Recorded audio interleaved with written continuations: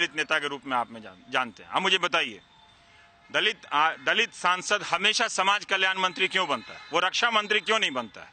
वो वित्त मंत्री क्यों नहीं बनता है? वो विदेश मंत्री क्यों नहीं बनता है? वो कानून मंत्री क्यों नहीं बनता है?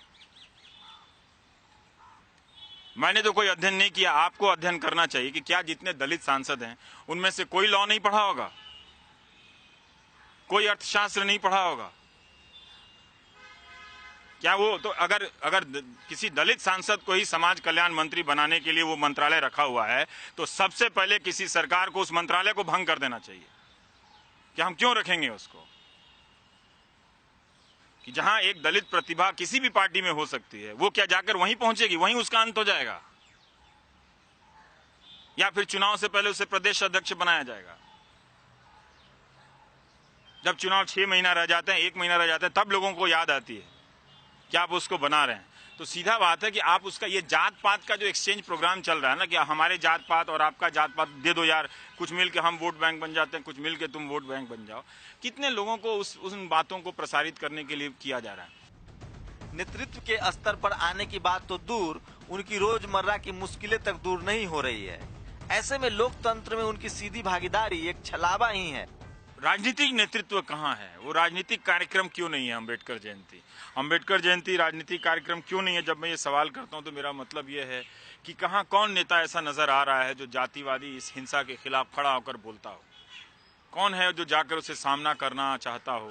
कौन ऐसा सांसद है जो जाकर अपने गांव देहात में खड़ा होकर कहना चाहता हो कि इन दीवारों को गिराइए, तोड़िए?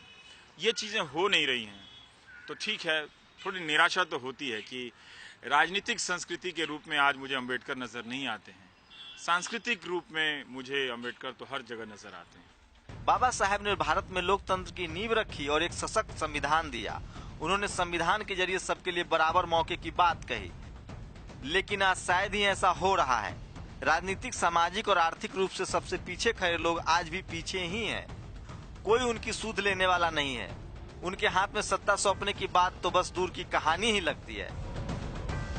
14 अप्रैल को बाबा साहब की 125वीं जयंती है। इसके मौके पर आप देखेंगे तो हर राजनीतिक दल ने जगह जगह बैनर पोस्टर लगाए हैं, अपने अपने बड़े बड़े होर्डिंग्स लगाए हैं। लेकिन ऐसे में सवाल उठता है कि वो कौन सा दल है जो बाबा साहब के विचारों को आगे बढ़ा रहा है? क्या किसी पार्टी में इतनी हिम्मत है कि वो बाबा साहब के जो विचार थे, जो उनकी सोच थी, जिस समाज की वो भलाई की बात करे तो उस समाज के लिए वो काम करे?